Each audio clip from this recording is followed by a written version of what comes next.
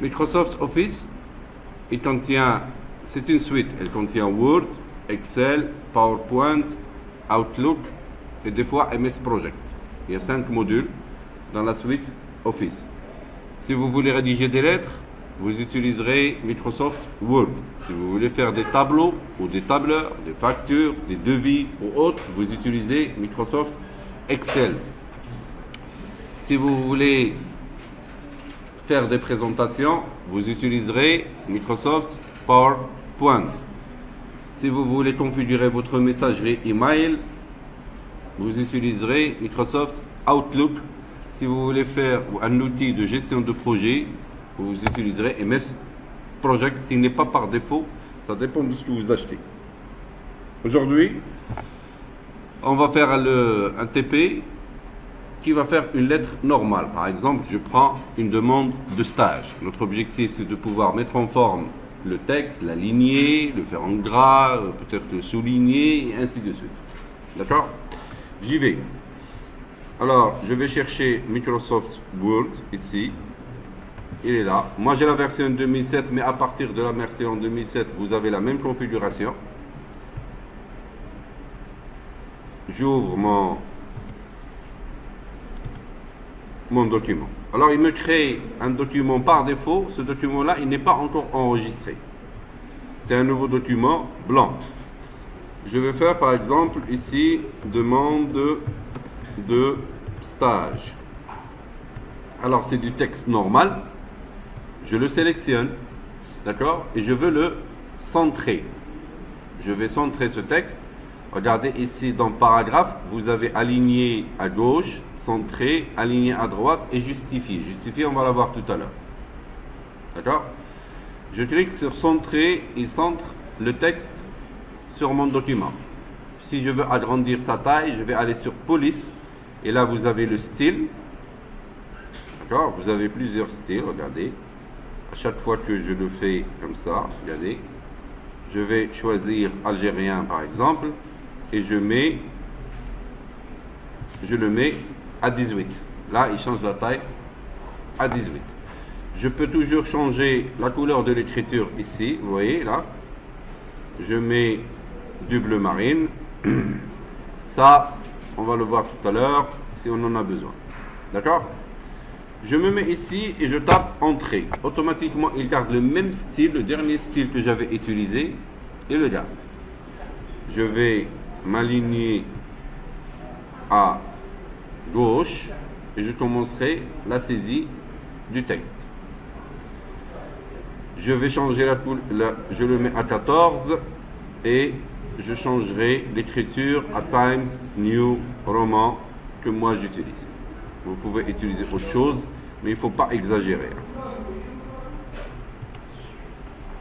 Je mets par exemple ici objet.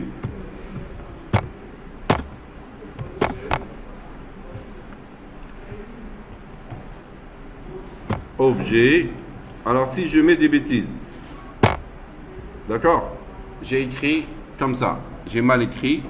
Lorsque c'est rouge, c'est que c'est une faute. Lorsque c'est souligné en rouge, c'est une faute d'orthographe. Alors je fais touche droite ici sur le mot et il me propose des corrections. Je mets objet, là il a corrigé à ma place. Hein, ça vous rendra paresseux en orthographe. Objet, demande de stage. L'écriture, elle est toujours en bleu.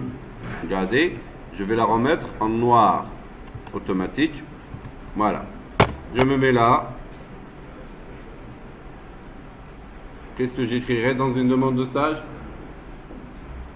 Hein?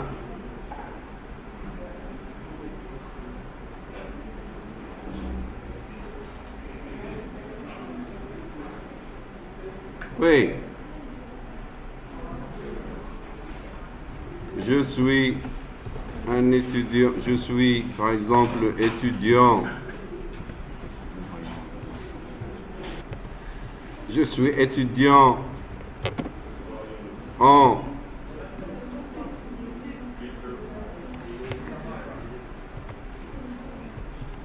Alors Alors je répète, je suis étudiant par exemple en première année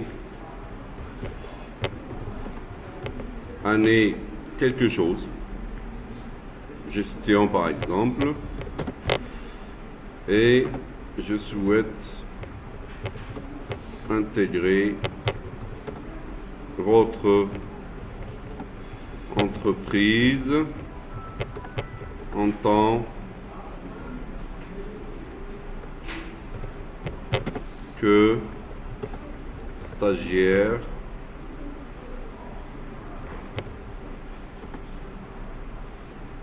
pour observation par exemple. Voilà. Une formule de politesse. En attendant votre réponse, merci d'accepter, par exemple, d'accepter mes meilleures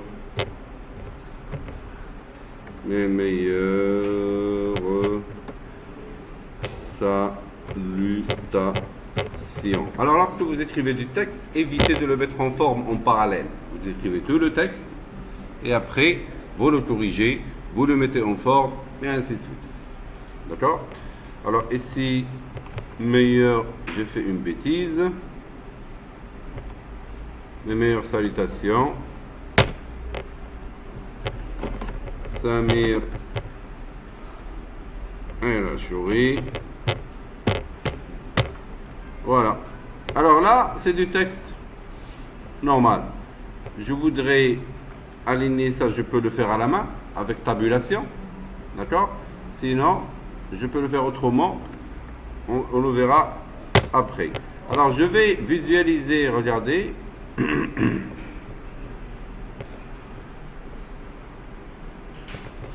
J'ai une petite là que j'ai rajouté ici, d'accord? Là vous avez un aperçu avant impression. Je clique ici, il me donnera visibilité sur comment ça va être lorsque je vais imprimer ma page. C'est trop serré ici. Je reviens, je ferme ici l'aperçu avant impression et je reviens sur l'éditeur. Alors je vais descendre. Si je veux, moi j'ai fait un max, j'ai fait largeur de la page. Si vous voulez avoir autre chose, vous faites affichage. Et là vous faites 100%, vous avez un affichage qui est différent de votre feuille. Moi je préfère largeur de la page. Là ça m'agrandit et j'arrive à voir les caractères correctement. Je reviens à 100%. Là ça me donne, je vais faire entrée. Et je tape entrée encore ici. Et là, je voudrais qu'il soit gras italique. Gras et italique. Je sélectionne, je vais sur accueil, je fais gras italique. Et là, vous sélectionnez toujours le texte et vous choisissez ce que vous voulez faire avec. Si j'enlève le gras, il n'est plus gras. Regardez, si j'enlève ici, il n'est plus italique. Il n'est plus gras, il est gras. D'accord? Voilà, j'ai une lettre normale. Alors, qu'est-ce qu'on a appris dans ce TP? On a appris à comment changer le type de caractère, comment changer la taille, comment le mettre en forme avec gras, italique, peut-être souligné, comment l'aligner à gauche, comment le centrer, comment l'aligner à droite et comment le justifier, on n'a pas encore vu. D'accord? Si je me mets comme ça, je peux utiliser ce bouton-là, hop, il met tout le texte, il met tout le paragraphe, et il le pousse à gauche. C'est pas ce qui m'intéresse. Regardez, si je clique ici, il va prendre tout le paragraphe. Si je clique là, il va remettre tout le paragraphe à sa place. D'accord? Moi, je tape tabulation pour le moment et je fais un J majuscule et voilà, j'ai créé ma première lettre. Je fais quand même mon aperçu ici. Ça me donnera une idée sur comment ça va être ma lettre. Et je peux l'imprimer, si je veux, ici sur mon imprimante. D'accord? Bah, je vous laisse faire votre première lettre et on continuera sur le deuxième type.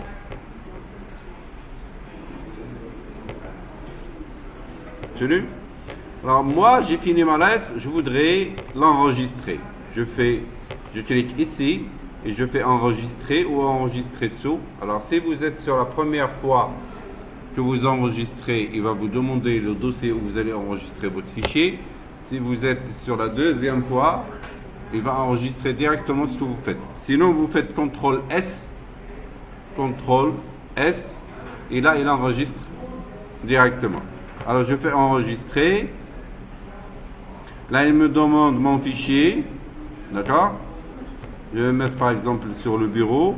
Et je fais, regardez qu'il a reconnu le titre, le premier titre que j'avais fait tout à l'heure, demande de stage, et l'extension d'un fichier à partir de 2007, les extensions, c'est .docs, .docx. Parce que vous trouvez que c'est un fichier avec .docs, ça veut dire que c'est un fichier Word. À partir de la version 2003, avant la version 2003, c'était .doc.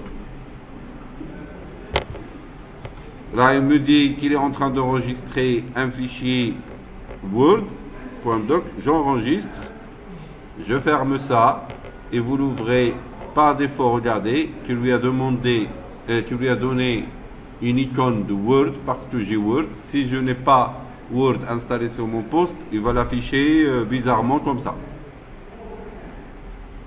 Ça marche? Là, il sait que lorsque je vais l'ouvrir, il s'ouvrira avec Microsoft Word.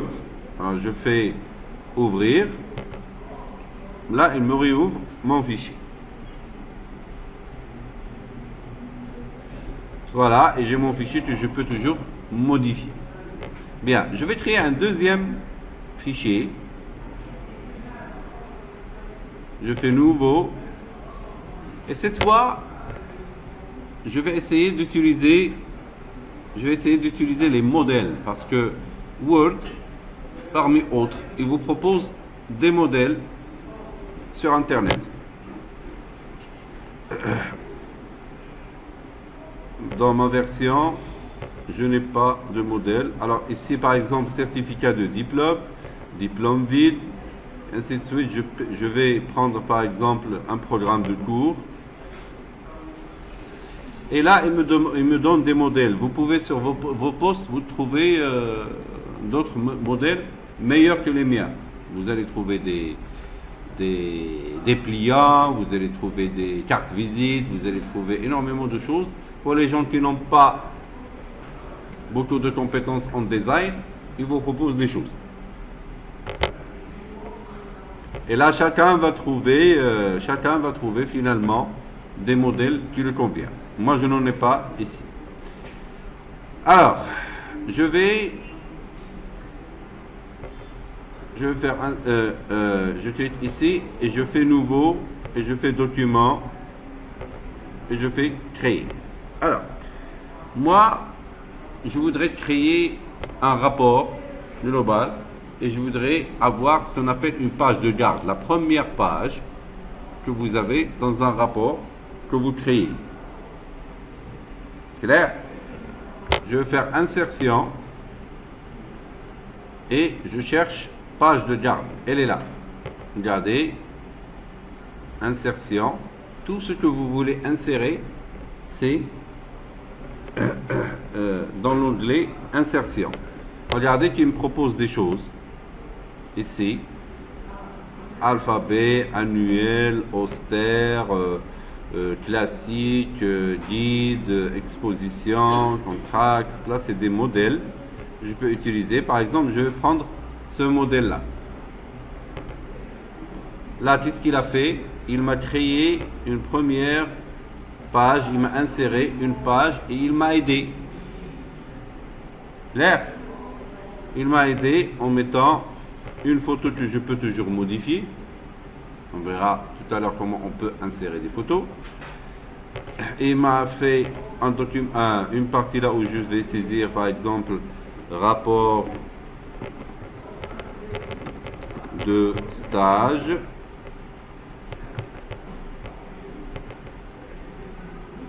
Ici, je ferai Samir, par exemple, et la souris.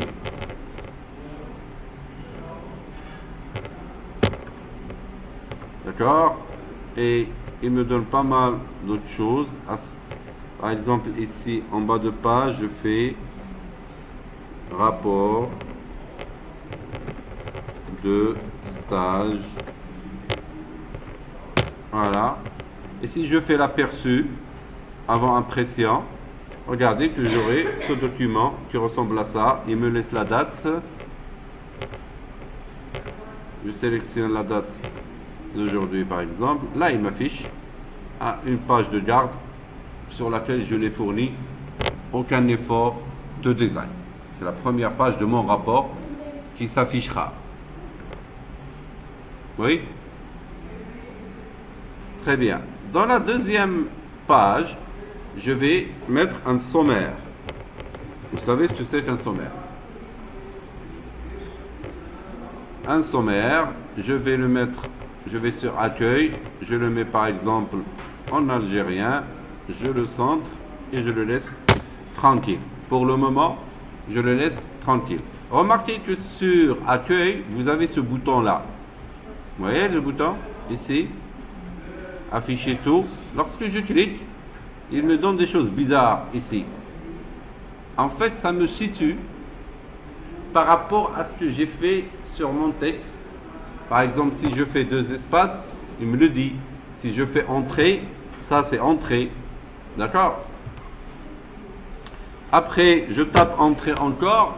Regardez le signe qu'il m'a mis pour entrer. Et je veux laisser cette page vide et sauter à la page qui suit. Il y en a qui vont faire comme ça. C'est pas bon de faire ça. Vous vous mettez là et vous faites insertion et vous faites saut de page. Insertion, saut de page. Il a sauté directement à la deuxième page. Et regardez, lorsque j'ai ça qui est activé, là je vois rien. D'accord? Lorsque vous corrigez vos documents, moi je vous conseille de travailler avec ce bouton-là. Oui? Lorsqu'il est activé, il vous affiche toutes les autres opérations à part le texte que vous avez fait sur votre document. C'est très utile. Surtout lorsque vous transformez par exemple des PDF en Word et vous vous retrouvez avec du texte qui est mal aligné, vous ne savez pas pourquoi. Lorsque vous cliquez sur ça, vous savez qu'il y a un saut de page quelque part, qu'il y a un retour à la ligne, qu'il y a une entrée, qu'il y a un espace, qu'il y a 2 espaces alors au lieu d'un, et ainsi de suite. Alors ça c'est le sommaire, je le laisse tranquille pour le moment. Et là je suis sur ma deuxième page. D'accord? Je vais faire un premier titre. Je vais faire du Tamzini roman et je le laisse à 12. D'accord? Et je fais un titre par exemple, introduction.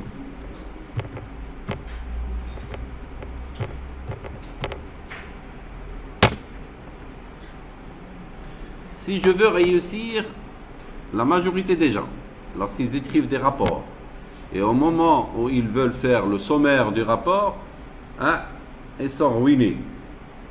Ils cherchent les titres, ils vont aller voir les pages, et ainsi de suite. Ça ne se fait pas. Un document, il faut que ça se fasse rapide et facile à faire.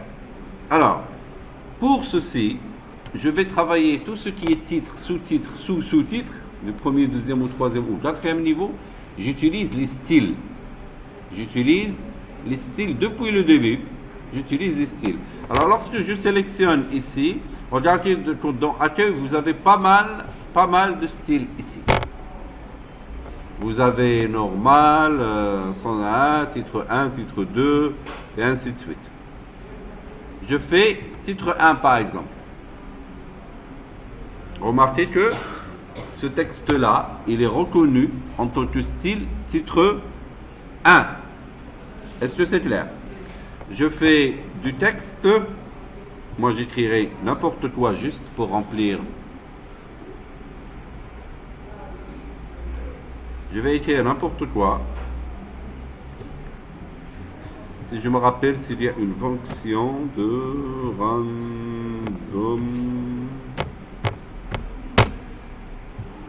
random quelque chose. Hein. C'est écrit comme ça, random, en anglais? Hein? Non? Bon. On ne se casse pas la tête. Je vais écrire du texte. Normal.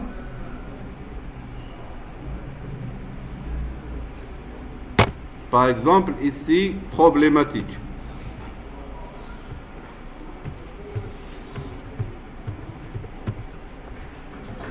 Et dans problématique, j'ai choisi titre 1, soit je sélectionne, je vais la corriger, soit je sélectionne, je vais agrandir mon affichage, largeur de la page, comme ça c'est plus grand. Soit je sélectionne et je reproduis le même exercice que tout à l'heure, je sélectionne ça et je vais aller sur accueil et je vais aller sur titre 1. Soit j'ai fait pas mal de choses. Je n'ai pas adopté seulement titre 1, j'ai adopté un style à moi. Et je voudrais reproduire le même travail que j'avais fait ici. Je sélectionne cette partie-là avec ce style-là et je vais aller sur le balai là. Vous le voyez là? Ce balai ici. Je clique, reproduire la mise en forme.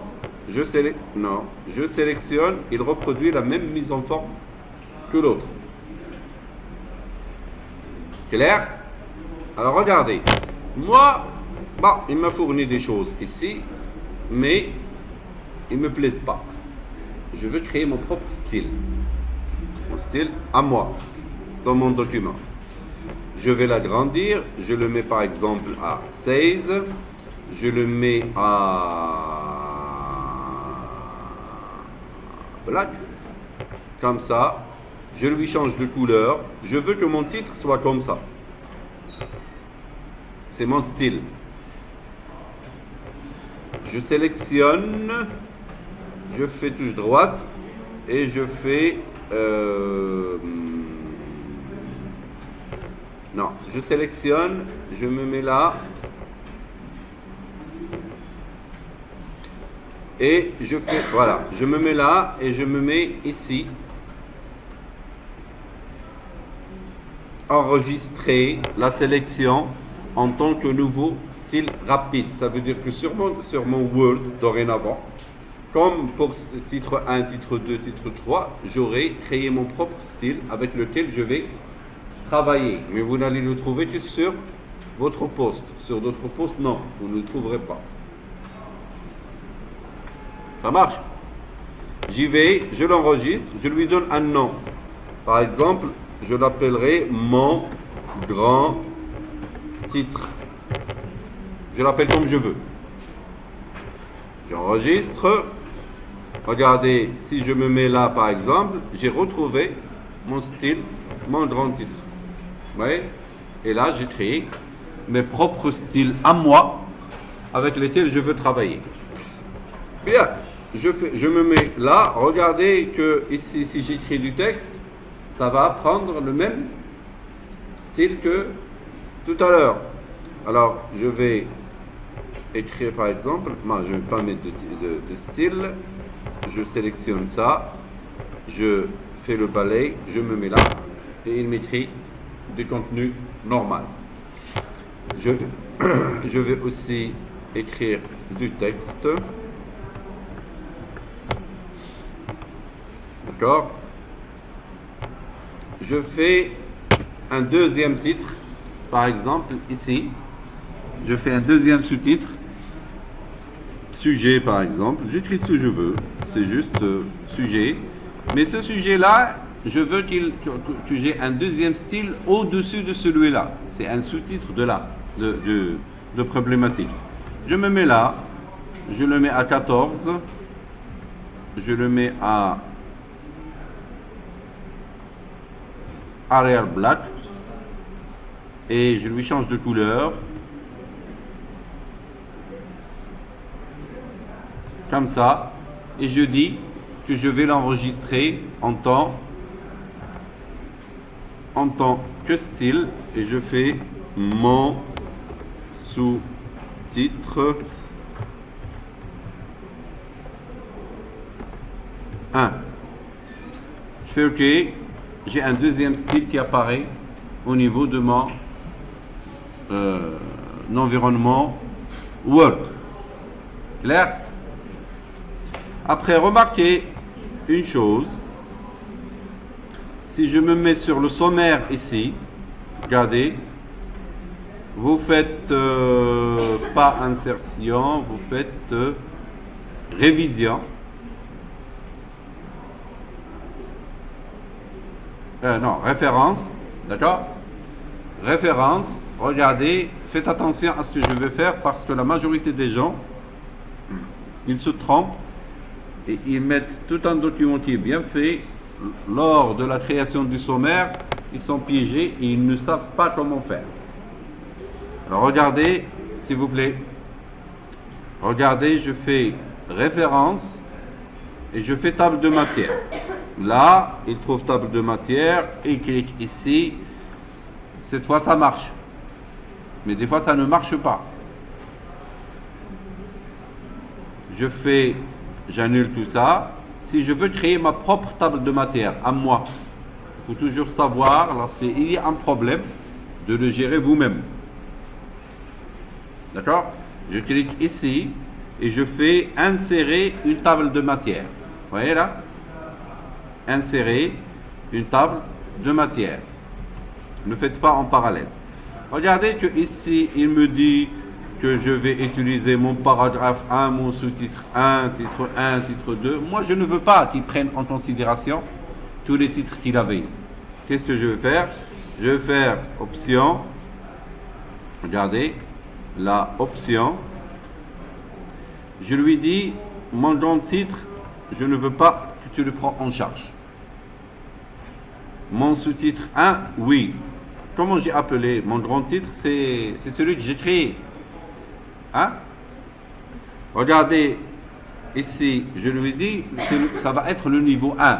Ça veut dire que c'est celui qui va être tout à gauche, dans le sommaire. Après, si je lui dis mon sous-titre 1, je lui dis, tu le mets dans l'ordre 2, ça veut dire qu'il va le décaler un peu au niveau du sommaire.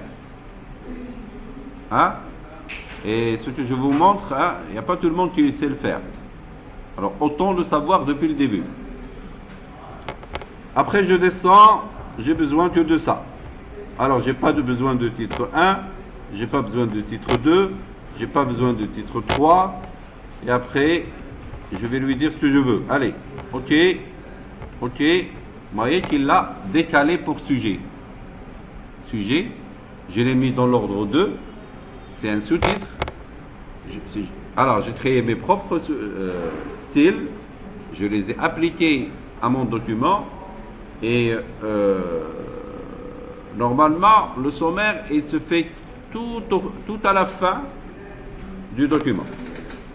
Et moi, je vais en parler depuis le début, comme ça, lorsque vous travaillez sur un long document, un rapport ou autre, vous utilisez des styles, soit les styles offerts par Word, soit des styles personnalisés, comme on vient de le faire. Clair? Alors, je vous laisse faire ce TP. Alors, qu'est-ce qu'on a vu? On a vu comment insérer une page de garde. Je suis sur le document, je fais insertion et je fais... Où est-ce qu'elle est? Et je fais page de garde. Je choisis la page que je veux. Choisissez la page que vous voulez. 2. Lorsque vous voulez faire un saut de page comme celui-là, vous faites insertion, saut de page, vous mettez la souris, vous faites insertion sur 2 pages, et là, il passe directement à la page suivante. Arrêtez de faire des entrées. Pourquoi? Parce que lorsque vous faites des entrées, vous rajoutez des choses dans votre document, il est à 150 pages, il faut que vous balayez tout le document. S'il décale, lorsque vous faites des entrées, automatiquement, c'est du texte entrée. Il y a un caractère pour lui. Il décale tout ce qui reste. Vous avez des milieux de pages qui sont vides. Si vous voulez faire des sauts de page, vous le mettez avec saut de page. Après, on a vu comment utiliser des styles. Soit vous utilisez des styles par défaut, qui se trouvent dans Accueil, soit vous définissez ça vous sélectionnez et vous le définissez en tant, vous l'enregistrez en tant que votre propre style. Si on travaille avec des styles, il est très facile de créer un sommaire automatique. Pour créer un sommaire automatique, on avait dit, on va dans référence, table de matière, et là, il vous propose des modèles, d'accord? Mais moi, je veux créer ma propre table de matière. Il me dit, voilà ce que je vais faire. Je lui dis, moi, tu ne prends en considération que mon style, mon grand titre que j'avais créé tout à l'heure, et mon sous-titre 1 que j'avais créé tout à l'heure. Les autres, tu ne les prends pas en charge. Je fais OK, et là, j'ai fait une bêtise. Je fais touche droite, et je fais modification des champs. Non, c'est pas ça. Je fais mettre à jour toute la table. Là, c'est pour corriger les numéros de page. Alors, je fais table de matière, je fais insertion. Qu'est-ce que j'ai fait comme connerie tout à l'heure? Je les ai toutes laissées les deux sur le même niveau. Je me retrouve avec quoi? Je me retrouve avec ça, qui est dans le même niveau que ça. Si je lui donne ici l'ordre 2, je fais OK, je remplace, et là, il l'a décalé pour que je puisse voir que c'est un sous-titre. En général, dans un document, essayez de rester dans le sommaire sur 3 niveaux au maximum. Titre, sous-titre, sous-sous-titre. Pour avoir un sommaire, on préfère avoir un sommaire sur une page. Mais si le document est très lent, vous n'y pouvez rien, vous le mettez sur plusieurs pages. Clair? Allez-y, faites-moi ce TP là.